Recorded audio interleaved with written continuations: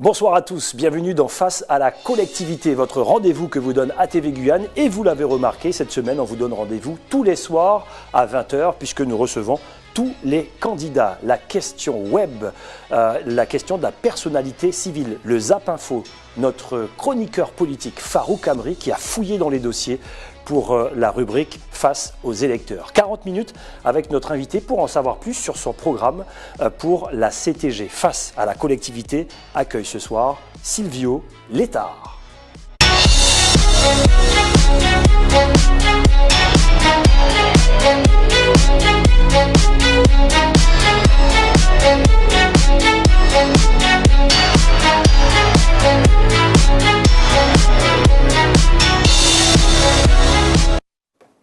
Silvio Létard, bonsoir.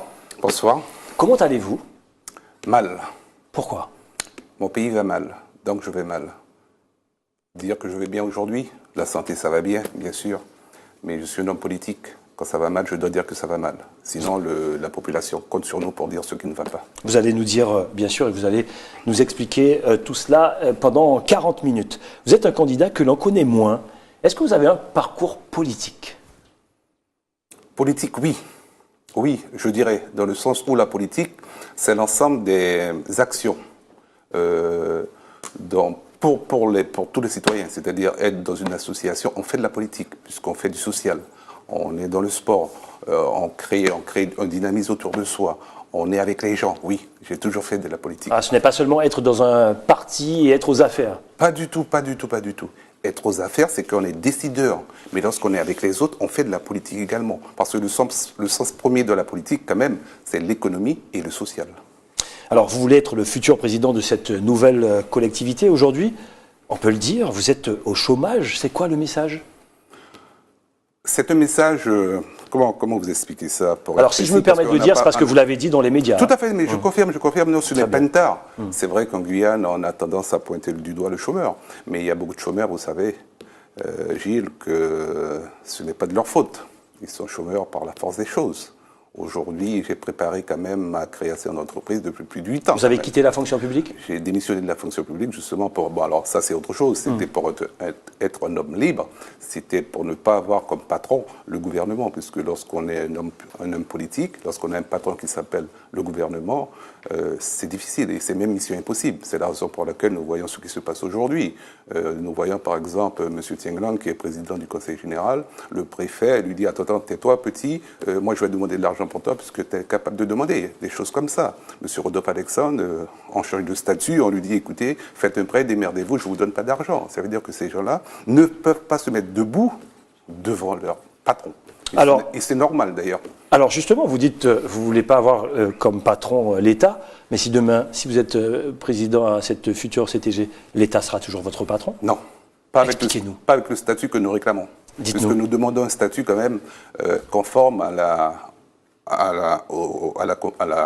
la Constitution, et surtout un statut avec des compétences nouvelles pour répondre à la problème économique. Parce que vous savez, lorsqu'on a de l'argent, même vous, M. Gilles Vernet, quand vous avez de l'argent dans votre poche, vous demandez 2 € à quelqu'un pour prendre une bière? Non. Ou bien autre chose, ou bien un Fanta, ou bien de l'eau. Non, vous achetez votre bouteille d'eau sans rien demander à personne. Voilà. Alors, la DIC, c'est qui? C'est quoi? Qui sont ces militants qui vous suivent? Alors, ce sont des révolutionnaires idéologiques. Ah, vous n'avez pas peur des mots? Révolutionnaires idéologiques. Ah si, tout à fait. Expliquez-nous ça. Révolution, ça veut dire quoi? Ça veut dire qu'aujourd'hui, on s'est posé la question. Vous savez, souvent ça se passe en France quand même, quand il fait froid, quand on se retrouve souvent autour de feu, autour d'une chaleur, et on réfléchit sur sa Guyane. Et on se dit, mais bon sang, pourquoi la Guyane n'avance pas? Pourquoi elle est toujours en retard? Et là, on se dit, non, on doit avoir un devoir citoyen. Ça s'appelle un devoir citoyen de dire, on ne peut pas laisser la Guyane comme ça, ce n'est pas possible. Très bien pour ces révolutionnaires. À la base, vous vouliez annuler cette élection, alors pourquoi cette candidature, Silvio Létard? Non, alors... Entendez-nous bien, Gilles Vernet. Dites-nous. Les électeurs qui nous écoutent aujourd'hui, je veux bien leur faire comprendre que notre objectif, ce n'est pas d'annuler une élection, puisqu'on n'irait pas à cette élection. C'est simplement de dire aujourd'hui qu'il y a 9 candidats qui se présentent à vous, et simplement leur dire qu'il y a 2 types de candidats. Il y a ceux aujourd'hui qui disent que le statut qui a été, le cadre institutionnel qui a été posé en Guyane, il est tout à fait constitutionnel, il répond tout à fait aux attentes de la population. Et nous disons non. Nous disons qu'il n'est pas constitutionnel. Et nous disons, puisqu'il n'est pas constitutionnel, nous allons réclamer réellement un vrai statut qui supprime le département et qui supprime la région. Et si ça supprime le département et la région, ça supprime de facto leurs compétences, puisque ça supprime leurs recettes aujourd'hui. Et ça garde les dettes. Très bien. Alors, pour que les téléspectateurs, donc les Guyanais qui nous regardent, puissent bien comprendre, si demain vous êtes le futur président à la CTG, quelle est votre première action du coup? Première action, demander au gouvernement de venir nous rencontrer en Guyane. Demander à M. au Premier ministre de venir nous rencontrer en Guyane. Pour qu'on puisse s'asseoir. Parce que vous savez, le gouvernement français, aujourd'hui, qui est socialiste, ils attendent qu'une seule chose, qu'il y ait des gens qui veulent vraiment poser la problématique. Vous savez, si aujourd'hui les électeurs choisissent les autres listes, quelles que soient les autres listes, le gouvernement sera à l'aise parce qu'ils n'ont pas d'argent, ils n'ont pas de sous. Vous savez bien que la France n'a pas de sous. Donc, ils seront heureux de voir qu'encore une fois, après 1946, on a trompé encore les Guyanais. Parce que vous savez bien que depuis 1946, on trompe les Guyanais. Parce que lorsqu'on sort de la colonie, du système de la colonie, et rentrer dans un système qui s'appelle le département d'outre-mer, ça veut dire que d'emblée, il y a une différence. Parce qu'un département, vous savez c'est quoi en France? Tandis qu'un département d'outre-mer, ça veut dire qu'on est à l'écart encore de ce système français. Bien que tout le monde se sente bien dedans, moi je me sens mal parce que, pas parce que je ne suis pas français. Et vous n'avez pas peur de perdre du temps à renégocier tout ça? Non. Les Guyanais sont prêts à perdre ce temps-là? Ce n'est pas une perte de temps, bien au contraire. Pour vous, ce n'est pas une perte de temps? Ce n'est pas une perte de temps. C'est prendre le temps pour... C'est reculer pour mieux sauter pour vous? Si on peut le dire, en allant vite. Mais ce n'est pas une perte de temps. Vous savez pourquoi, M. Gilles Vernet? Parce qu'aujourd'hui, si nous appliquons encore une fois le même concept du département et de la région, c'est-à-dire les mêmes compétences, on ira inéluctablement au même résultat. Donc ce n'est même pas pensable d'y aller pour perdre du temps. Au contraire, c'est là que nous allons perdre. Donc peu importe le futur président ou future présidente, vous dites que ça sera le même résultat? Ça sera le même résultat. C'est pourquoi je dis aux gens, le 6 décembre, ça sera un référendum. Un référendum, le 6 décembre, c'est un référendum. C'est-à-dire les électeurs auront à se prononcer pour est-ce que je veux vraiment un cadre institutionnel conforme à la Constitution, avec des compétences nouvelles pour répondre à cette jeunesse qui veut des solutions, ou bien aller dans la continuité, c'est-à-dire dans la médiocrité. Vous avez un programme malgré tout, parce que quand on va dans une élection comme celle-là, il faut quand même proposer des choses aux Guyanais. Est-ce que vous avez un programme? Oui.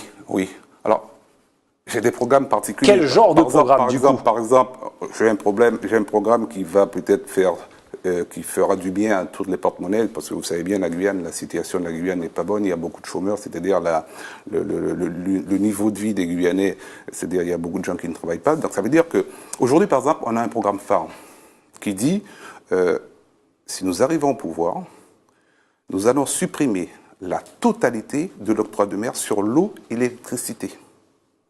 Totalement. C'est une taxe injuste. Une taxe injuste. Parce que le peuple de Guyane, il y a trop de personnes qui ne peuvent pas payer. Bien sûr, M. Tienglong peut payer, puisque avec ce qu'il gagne, il pourra payer. Mais il y a beaucoup de gens qui sont très pauvres et qui ne peuvent pas payer ces taxes. Parce que moi, ces gens, je les rencontre. Ils me disent, monsieur, mais regardez, je ne peux pas payer, je ne peux pas payer, je ne peux pas payer. Donc ça veut dire quoi? Ça veut dire qu'aujourd'hui, les gens qui sont dans ce pays souffrent.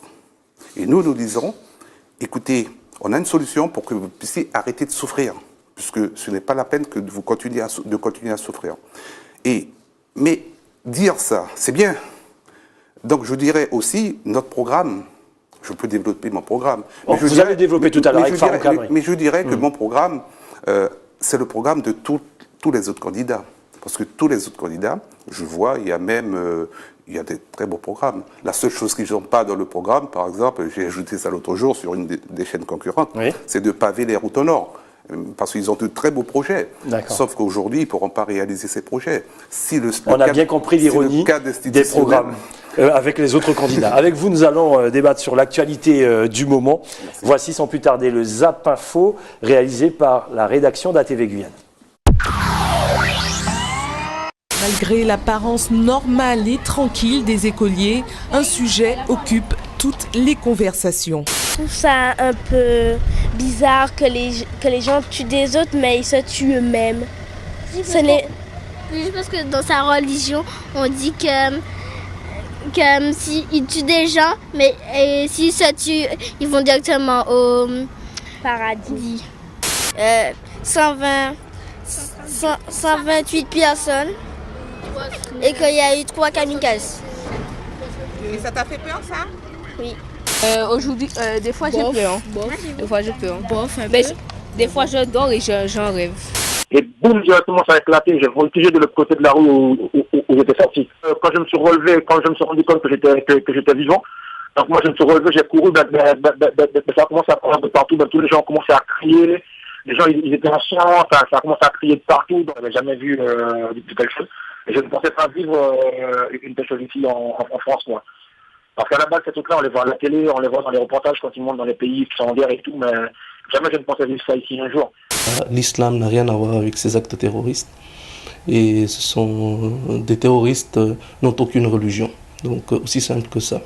Mais nous condamnons bien sûr ce qui s'est fait et nous partageons et nous prions. Si quelqu'un tue une personne innocente, c'est comme s'il a tué l'humanité entière. Et si quelqu'un sauve une personne, c'est comme s'il a sauvé l'humanité entière. Ça, c'est la religion que je connais, c'est la religion que je pratique, c'est la religion que des milliers, des millions plutôt.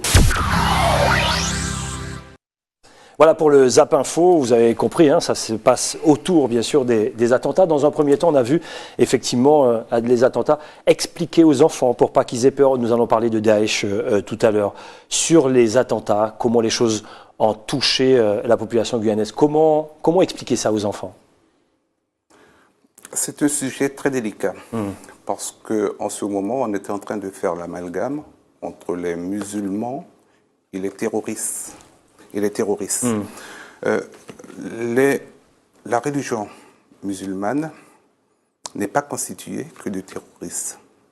C'est vrai qu'aujourd'hui, la plupart des gens qui font ces attentats sont des musulmans.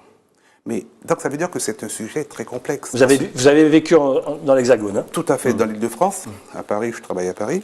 Donc tout ça pour vous dire que ce sujet, il faudrait qu'à un moment donné, on puisse dire que c'est une guerre de religion. C'est-à-dire qu'il faut employer le mot guerre, parce que si on n'emploie pas les bons mots, on ne pourra pas résoudre le problème. Donc c'est un sujet, c'est vrai, très délicat. Donc déjà, pas d'amalgame? Pas d'amalgame, mais il y a un problème quand même. Il y a un problème avec la religion musulmane quand même. Il faut que le gouvernement, il faut que les Alors, personnes... pas d'amalgame, mais vous dites qu'il y a un problème avec la religion musulmane. Alors, expliquez justement, pour éviter l'amalgame. Justement, il y a un problème parce que quand même, justement, j'ai fréquenté beaucoup, j'avais des collègues à Paris, musulmans, qui me parlaient du fond du cœur. Ils étaient tous sympathiques. Si aujourd'hui j'avais à rentrer dans une religion, je serais rentré dans la religion musulmane parce que ces gens-là, ce sont des gens bien. Mais après, on regarde le fond, on regarde tout ça, on se voit bien qu'il y a des gens quand même qui sont vous parlez de certains imams, certains imams? Je ne parle pas d'imams, je ne les connais pas. Je parle de ce que je connais. Je parle de la religion en général, des gens que j'ai rencontrés. Il y a quand même des musulmans quand même qui sont assez critiques, assez farouchement opposés à la religion catholique quand même. Il faut qu'on se le dise quand même. Il ne faut pas rester dans un mur de silence, la politique de l'autruche, on ne boit pas, on ne connaît pas. Non, il faut dire les choses comme elles sont, calmement. Il y a des musulmans très bien, mais quand même, il y a des musulmans qui ne veulent pas l'entendre des autres religions quand même. Il faut qu'on se le dise. Très bien. Et quand je vois en plus, aujourd'hui, nous avons des candidats qui osent s'attaquer eux aussi à la religion catholique, pour ne pas nommer M. Tienglong, je pense que ce monsieur n'a même pas compris qu'il y a des sujets à des moments précis dans l'histoire qu'il ne faudrait pas toucher. Alors soyez précis, qui ose quoi, Alain Tienglong? Monsieur Alain Tienglong, par exemple, aujourd'hui, dans ce contexte dramatique dont la France se trouve, rentrer en guerre contre la religion catholique aussi, je comprends qu'il n'ait pas d'argent. Je comprends pour vous, ne pas payer les prêtres, c'est rentrer en guerre avec... C'est rentrer en guerre, c'est envoyer un message fort à la religion catholique, fort aux autres religions, pour dire, écoutez, moi aussi, j'attaque ma propre religion. Et ça s'appelle être kamikaze, je pense. Ah, carrément, vous employez des mots forts quand même. Tout à fait. Vous êtes responsable de vos propos. Ah, bien sûr, parce que vous savez, quand même, la société guyanaise est composée à majeure partie de gens chrétiens, de chrétiens quand même. Daesh, Prévisible? Bien sûr, puisque Comment l'expliquer? je ne suis pas de spécialiste. votre, voilà, Je ne suis de pas votre point de spécialiste. vue, je ne suis pas ici, spécialiste. guyanais. Mon point de vue et mon passage aussi dans l'Île-de-France, vous savez, chacun défend sa cause. Aujourd'hui, je suis sur le plateau pour défendre la cause de la Guyane. Eux défendent d'autres causes peut-être... parce que je n'ai pas étudié tellement l'Afrique du Nord, et je pense qu'il y a des sérieux problèmes quand même. Parce que notamment, puisqu'on parle des départements d'outre-mer, notamment ces pays, ce sont des pays qui avaient énormément de richesses, et lorsqu'on regarde vraiment, qu'est-ce qui reste? Pas grand-chose. Donc c'est pour cela que nous, en Guyane, la digue, nous nous battons terriblement pour qu'on ne puisse pas finir quand même comme des pays pauvres. Et ça, ce n'est pas normal. Très bien, allez, revenons à la politique ici en Guyane et votre positionnement et notamment votre discours. Vous êtes sans concession, votre discours est tranchant, hein, on le voit encore ce soir. Est-ce que vous n'avez pas peur, est-ce que vous n'avez pas l'impression que votre discours fait peur, justement? Peut-être aux conservateurs. C'est vrai, les conservateurs, ils ont beaucoup d'intérêts personnels dedans. Nous, on a beaucoup, à la digue, je parle, on a beaucoup réfléchi sur notre politique, sur notre vision des choses, sur notre idéologie. Est-ce qu'on s'arrête à la personne? Parce que vous savez, je vais vous donner un exemple précis. La quasi-totalité des candidats qui sont aujourd'hui en course m'ont sollicité pour me donner une petite place, comme on dit. Alors nous, on s'est dit, est-ce que c'est la place qui intéresse ou bien est-ce que faire passer un message au sein de la société guyanaise? Et nous, on s'est dit, la priorité, c'est faire passer un message. C'est dire, non, nous ne sommes pas comme les 8 autres candidats. Très bien. Votre discours, à chaque fois qu'on veut voter pour un candidat, on sait plus ou moins où on va, à gauche, à droite, au centre. Il y a un discours, il y a une philosophie qui en ressort. Quelle est la philosophie de la digue pour cette collectivité territoriale de Guyane? Si on vote pour vous, on prend quel chemin? Alors, si on vote pour nous, vous allez prendre le chemin de, chers électeurs, parce qu'on s'adresse aux électeurs, du chemin de la défense des intérêts de la Guyane, comme le nom du titre de ce parti politique qui s'appelle la digue. Pourquoi la défense des intérêts de la Guyane? Parce que le concept gauche-droite, c'est un concept qui concerne que l'hémicycle. Et c'est pour cela que j'ai demandé dans l'une des clés de mon programme, c'est de donner davantage de pouvoir au ministre des Outre-mer. Pourquoi? Parce que lorsque 2 petits députés vont à l'Assemblée nationale pour faire croire à la population guyanaise qu'ils vont défendre quelque chose. Ça veut dire pour défendre quelque chose, il faut que plus de la moitié des députés acceptent leurs décisions. Donc, on vend du rêve en Guyane. Et nous disons, nous non, on doit avoir un rapport spécifique avec la France. C'est bien beau qu'on prend l'argent des Français pour payer des députés qui ne servent à rien ou bien des sénateurs qui ne servent à rien. Mais on ne peut pas continuer comme ça parce que ces gens-là, je le répète, ils vont dans une assemblée où il y a plus de 500 personnes. Il faut convaincre les 500 personnes, ou bien même la moitié d'entre eux, pour dire oui, je veux donner davantage d'argent à la Guyane. Aujourd'hui, ce n'est pas le cas et ça ne sera jamais le cas. On a compris hein, sur le statut et votre philosophie et pourquoi vous êtes dans cette élection. Est-ce que malgré tout, vous avez une priorité dans votre programme en termes de santé, d'éducation, de sport?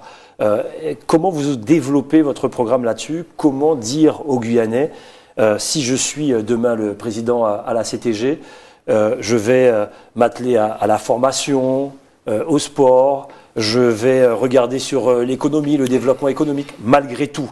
Parce que vous imaginez que l'électeur ne va pas simplement se satisfaire de ce changement de statut. Quoique, c'est moi qui le dis, je peux me tromper. Oui, c'est vrai qu'on aurait pu discuter jusqu'à demain sur les programmes, les projets que je pense, comme je le disais tout à l'heure, tous les candidats ont de beaux programmes. Mais la question, ce n'est pas aujourd'hui, même si on est à la veille de Noël, ce n'est pas vendre des promesses, ce n'est pas vendre du rêve. Nous disons aux candidats que tous leurs besoins sera pris en considération. Et vous savez quelque chose, mais si on ne change pas le cadre institutionnel, si nous n'avons pas les ressources qu'il faut, par exemple, prenons un exemple aujourd'hui. Aujourd'hui, on entend souvent parler de programmes. Mais est-ce qu'un seul candidat peut venir sur votre plateau et dire voilà ce que le gouvernement a prévu? Avant, le gouvernement avait prévu une dotation budgétaire en fonction du nombre d'habitants, tant pour le conseil général, tant pour la région. Aujourd'hui, nous n'aurons plus qu'une seule collectivité.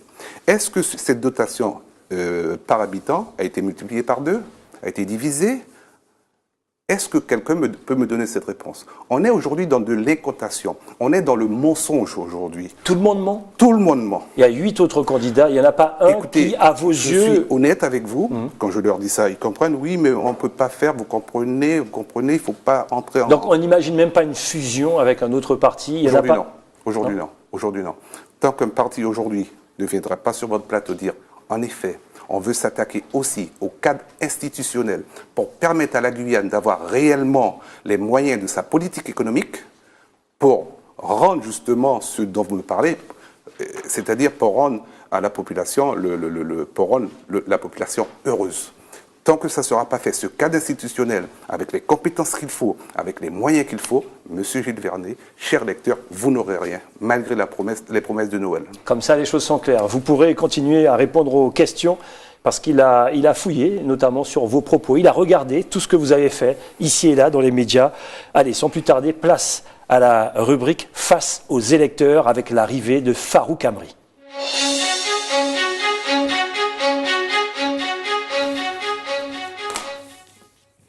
Farouk Amri, bonsoir. Bonsoir Gilles. Je vous laisse avec Sylvio Létard. On commence, bonsoir Monsieur Létard. On va commencer La avec carte, une question web, mais avant la carte, effectivement.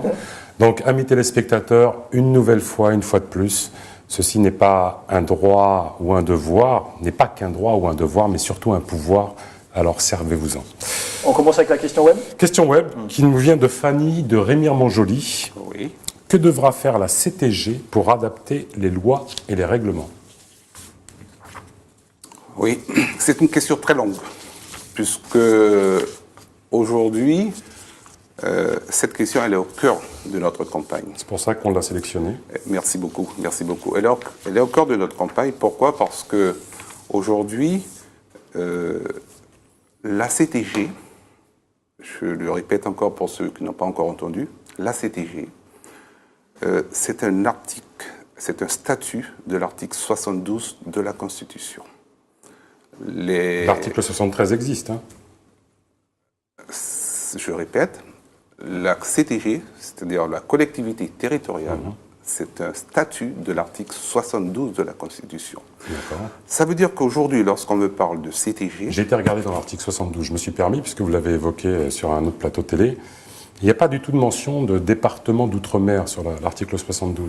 Tout à fait. Mais si vous regardez l'article 73, justement, vous allez voir l'Assemblée unique, ou la collectivité qui remplace le département et la région. Tout à fait. Vous n'avez pas vu la collectivité territoriale. Comment parce que vous dites dans votre programme, en date du 21 janvier 2015, il nous faut une nouvelle dénomination du nouveau statut de la Guyane. Ce sont les textes, hein, comment vous l'appelez alors, la dénomination? J'ai vu que vous avez un beau titre, Face à la collectivité. C'est la première fois que je vois un titre adapté au statut de l'article 73. Parce que normalement, le statut de la Guyane, qui supprime le département et qui supprime le département, devrait s'appeler collectivité de Guyane, point barre. Pas collectivité territoriale. Comme je vous le répète, la collectivité territoriale... C'est important pour vous? Ah, c'est très important. C'est très important. Pourquoi? Parce que dire que c'est la collectivité, point barre, qui supprime le département et la région, ça veut dire que c'est montrer une rupture.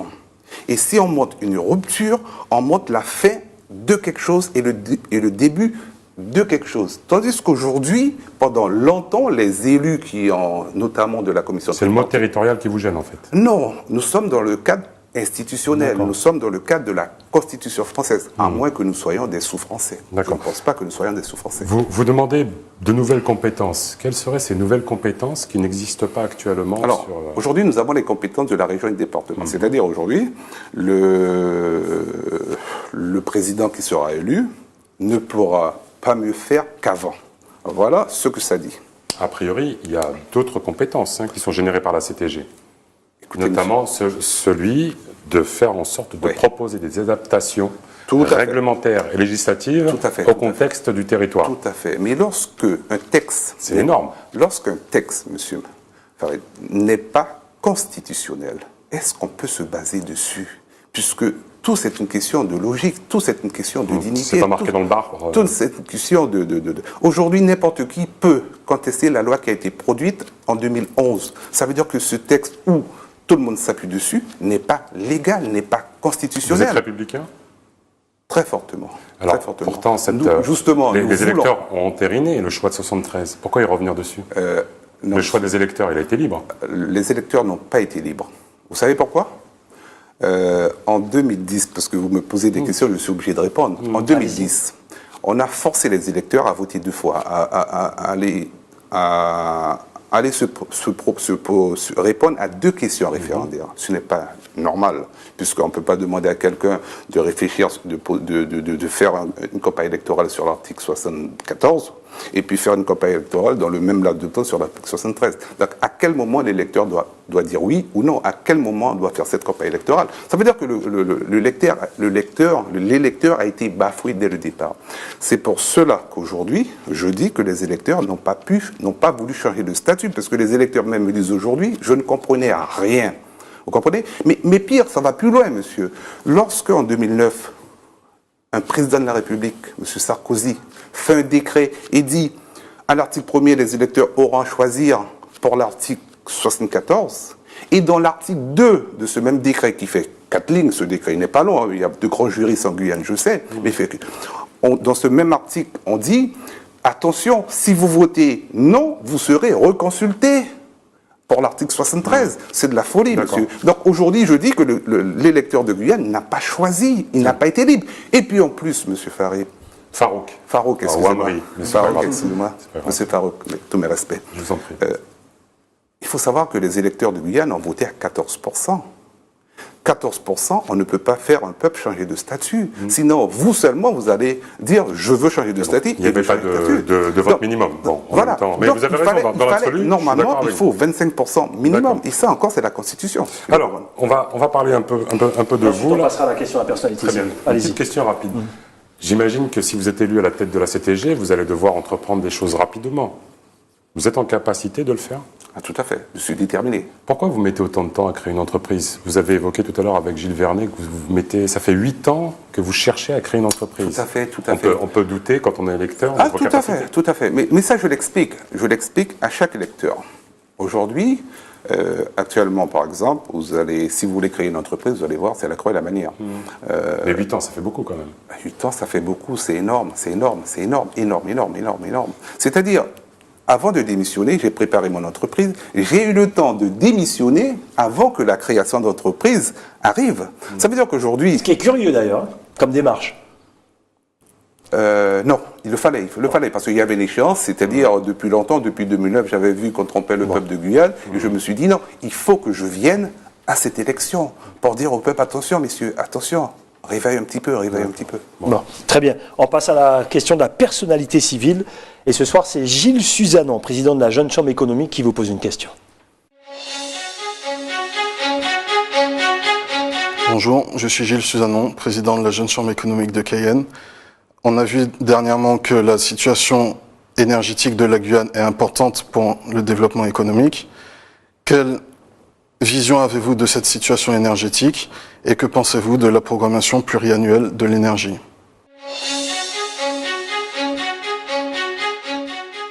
Voilà la question de Gilles Suzanon, président de la Jeune Chambre économique, effectivement, de Cayenne. Question précise.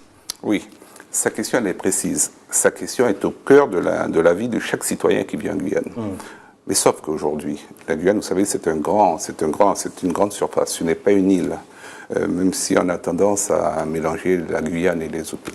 Nous sommes en Amérique du Sud, c'est-à-dire nous devons mettre en place un système en adéquation avec les autres pays voisins. On ne peut pas aujourd'hui parler du développement économique, parler de l'électricité, et sans s'inscrire dans notre environnement géographique. C'est-à-dire, s'il y avait vraiment un patron dans ce domaine, il aurait dû poser l'équation suivante. Voilà.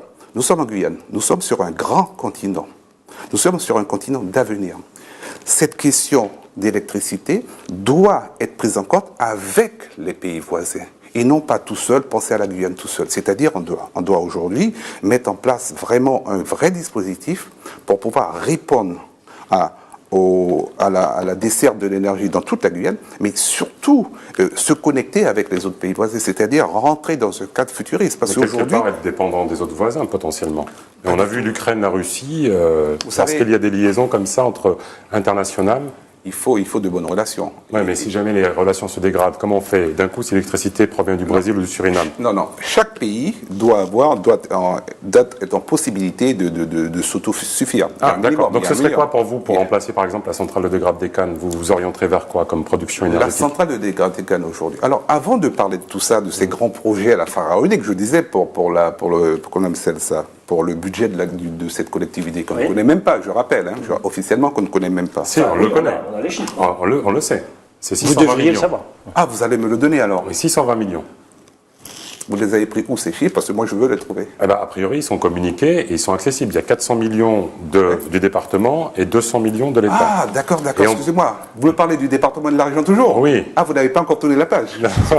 Non, il faut tourner la page. Non, il faut tourner la page. Non. Cette chanson-là, non, ça suffit pour Le contrat État plan région. Ouais. Combien?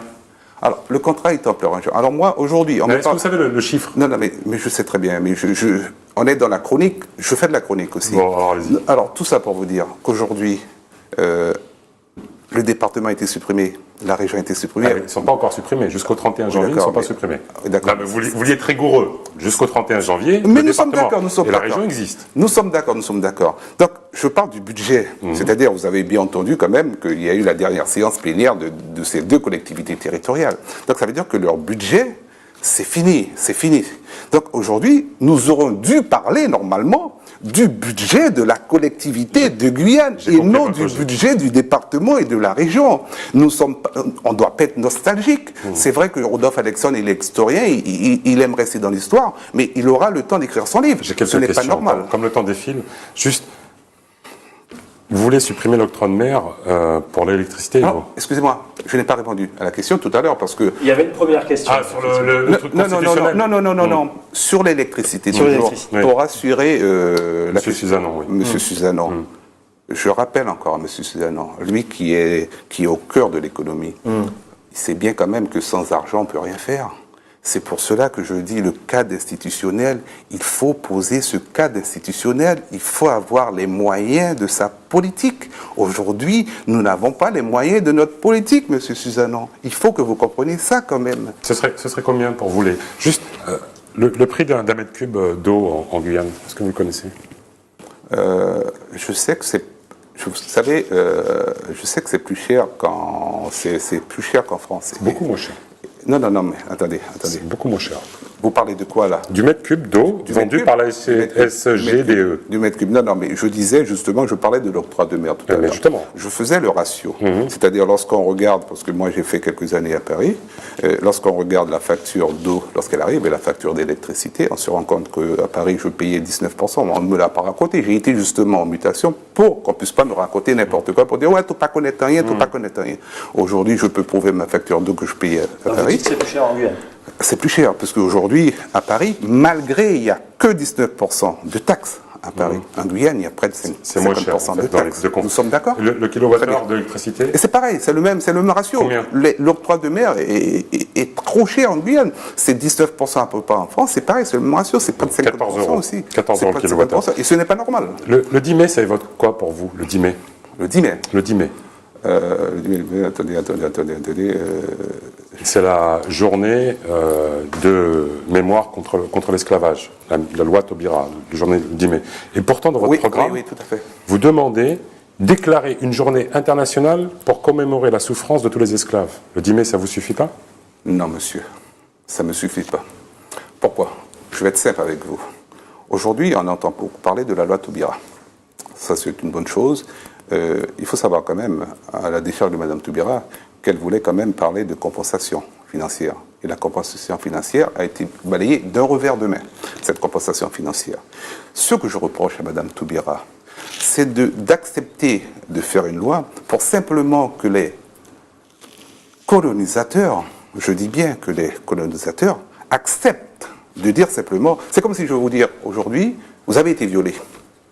Et vous dites à cette personne qui vous a violé, chaque année, vous devez commémorer une journée pour me rappeler que j'ai été violé. Je n'ai pas besoin d'une loi pour me rappeler que j'étais esclave, monsieur. Vous comprenez ce que je dis? Donc, Aujourd'hui, Mme Taubira, ce qu'elle aurait dû faire, elle aurait dû dire, écoutez, vous ne voulez pas entendre parler de la compensation financière, écoutez, ma loi, je la retire. C'est pour ça que je demande, par contre, de mettre à l'honneur ces gens qui ont souffert.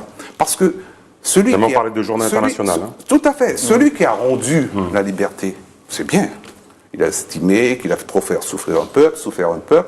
Il dit, j'arrête. C'est comme si le violeur il vous a violé pendant 50 ans, et pour vous dire... Donc vous appelez l'État, mais ce n'est pas la même philosophie que l'INETA. Au moins comme ça, les choses sont claires, parce que l'INETA est à Walwari. Je reviens sur ce que vous disiez tout à l'heure, avoir les moyens de sa politique. Lorsque j'entends ça, j'ai l'impression de revivre des débats d'il y a 20 ans. On n'a pas les moyens de sa politique. Est-ce que lorsque vous tenez de tels propos, ça donne envie d'aller au combat avec vous ? Lorsque vous dites ça, il faut proposer aussi autre chose aux téléspectateurs qui nous regardent, qui sont des électeurs. Oui. Qu'est-ce que vous leur dites ? On ne peut pas leur dire simplement avoir les moyens de sa politique. Mais écoutez, les électeurs, je peux très bien les dire, écoutez, je suis prêt à faire comme les autres, à vous faire de grandes promesses et aller aux élections et faire de la gestion. Très bien, pas de promesses. Faire de la gestion, moi, je ne suis pas un gestionnaire, je suis un politicien. Donc, je dois être un visionnaire. Donc vous leur dites que ça va être difficile, retroussez-vous les manches, c'est ça en gros ? Non, au contraire. Je leur dis que c'est encore plus facile avec moi, parce que moi, je ne vais pas gérer les miettes. Je ne veux pas les... Je veux faire un scoop, monsieur Vernet. Le 20 décembre, lors de la constitution effective de la collectivité de Guyane, j'ai vu qu'on appelle l'Assemblée, si vous voulez, on pourra revenir dessus, de l'Assemblée de Guyane. Si l'État me dit, écoutez, monsieur l'État, parce que si je suis élu, ça veut dire que le peuple de Guyane soutient notre programme. Si l'État me dit, écoutez, aujourd'hui, je ne veux rien entendre parler de votre problème, je ne veux pas reconnaître l'anticonstitutionnalité, je ne veux pas vous donner les moyens de votre... Je veux que vous restiez toujours pauvre sur un tas d'or, je dis au gouvernement français, je dis au peuple de Guyane que je démissionne. Alors, moi, on comprend maintenant, franchement, je suis très objectif et pas du tout ironique dans ce que je dis, on comprend un peu votre logique. Mais après, il y a des choses quand même dans votre programme qui sont assez surprenantes. Vous dites, par exemple, négocier de retombées financières avec la Russie Soyouz. Mais c'est pas la Russie qui envoie les satellites, c'est le CSG. Et elle loue le dispositif Soyouz. Oui, donc la Russie n'a rien à voir avec le satellite. C'est vrai. Autre chose, les traités bilatéraux pour la détermination... Je peux répondre. Ah pardon, non, mais vous avez dit c'est vrai, donc je pensais que vous aviez fini. Comme ça, c'est interactif. Non, mais c'est vrai ce que vous dites. C'est vrai aujourd'hui, ce que vous dites, c'est qu'aujourd'hui, ce n'est pas la Russie. Oui, parce que le concept qui est véhiculé aujourd'hui, ça veut dire que ce n'est pas la Russie. Mais moi, je vous dis, Soyouz, c'est les Russes. D'accord. Soyouz, c'est les Russes. Donc aujourd'hui, ce qui est... C'est clair que Soyouz, c'est les Russes, il n'y a pas de problème. Je ne sais pas, on peut me dire que c'est la France, c'est l'Europe. Bon, je veux bien entendre tout ce qu'on me dit, mais moi, je suis convaincu d'une chose, que Soyouz, c'est les Russes. Donc, si on est élu prochainement, nous allons négocier directement avec les Russes. La Russie, c'est un grand pays. La Russie ne doit pas nous laisser avec 600 millions de budget. Ce n'est pas possible, monsieur. Alors, surtout que la Russie donne énormément d'argent au Kazakhstan, quand même. Les frontières, vous parlez beaucoup de frontières, de redélimiter. Pourquoi elles ne sont pas claires, les frontières ? Non, vous savez bien que ce n'est pas clair, les frontières. Vous savez... Et pourquoi cette nécessité ? Pourquoi ? Parce que dans le contexte en Guyane, en matière de géopolitique, vous savez qu'il y a énormément de tensions. C'est pour cela, lorsque vous regardez, moi, lorsque j'ai appris à l'époque, la superficie de la Guyane faisait une certaine superficie. Aujourd'hui, vous avez bien vu que la superficie de la Guyane a diminué. Donc ça veut dire que nos voisins contestent certaines frontières. Le Brésil, par exemple ? Par exemple, le Suriname aussi. Donc, ça veut dire vous vouliez faire un partenariat harmonieux avec eux au niveau de l'énergie. Si, mais cela ne veut pas dire que négociation, c'est avaler des couleuvres. On discute fermement. Justement, il faut se dire les choses pour négocier. Si c'est pour aller en négociation et puis de baisser, non, ce n'est pas possible. Sylvie Létard, est-ce que vous avez les moyens de sillonner le pays pour faire passer votre message à l'intérieur, à l'Oyapock, à l'est, à l'ouest, au Maroni? Comment vous faites? Qui sillonne? Vous voulez que je vous donne quelle réponse? Une réponse mensongère ou bien une réponse... Ah non, mais ici c'est droit dans les yeux et la vérité surtout. Non, Sylvie Létard n'a pas pitié. Merci de nous donner la parole à votre antenne. Je vous remercie encore 1000 fois. Mais Silvio Létard n'a pas le porte-monnaie des citoyens dans sa poche. Par exemple, je vois certains partis politiques qui font de gros meetings, mais je rappelle à la population de Guyane, quand même, c'est sur vos sous quand même. Et donc à partir du moment ça, moi j'ai pas le sou puisque je ne suis pas au pouvoir. Et ça quand même, il faut que ça s'arrête. Alors si vous avez une question. Question courte, réponse courte, promettez-moi une réponse courte. Oui, d'accord. Vous dites dans votre programme à la Digue, nous refusons toute forme d'individualisme au profit du collectif. Je confirme. D'accord. Vous confirmez. Hein, il faut que l'électeur cesse de voter pour une personne, mais pour un projet. Vous confirmez? Je confirme. En radio comme en télé, 2 fois, je vous ai entendu dire votez pour la Digue, votez pour Silvio Létard. Votez pour la Digue, votez pour Silvio Létard. Oui, vous avez dit ça. Ça m'étonnerait de le dire. Si je l'ai dit, c'est. Alors vous l'avez dit sur une chaîne concurrente il y a quelques jours. Si je l'ai dit dans ce sens, si c'est sorti de ma bouche, ce n'est pas dans ce sens. Vous avez répondu à ma question. D'accord. Voilà. Très bien. Pour conclure, Silvio Létard, si je vous dis la grande leçon de la vie, c'est que parfois, ce sont les fous qui ont raison. Vous voulez que je répète la citation? Non, je l'ai entendu. Je l'ai entendu, mais le mot fou me gêne un petit peu. Je dirais plutôt, celui qui a compris 24 heures avant les autres passe pour un con pendant 24 heures. Merci Silvio Létard. Je rappelle que c'était une citation de Winston Churchill. Hein. Voilà, c'est comme ça qu'on se dit au revoir. Merci Farouk. Merci. Rendez-vous demain, puisqu'on donne rendez-vous tous les soirs, bien sûr, à nos téléspectateurs d'ATV Guyane pour une autre émission face à la collectivité avec un autre candidat. Silvio Létard, merci beaucoup. On va vous suivre, bien sûr, sur votre campagne. Au prochain rendez-vous, ça sera pour les débats, ici même, sur ATV Guyane. Tête de liste, tout à fait. Donc voilà, passez. Ah oui, on reçoit ici que les têtes de liste, que les candidats à la CTG, c'était bien de le dire. Merci Farouk. Allez, passez une excellente soirée. Les programmes continuent sur ATV et on se donne rendez-vous demain. Bonne soirée sur ATV.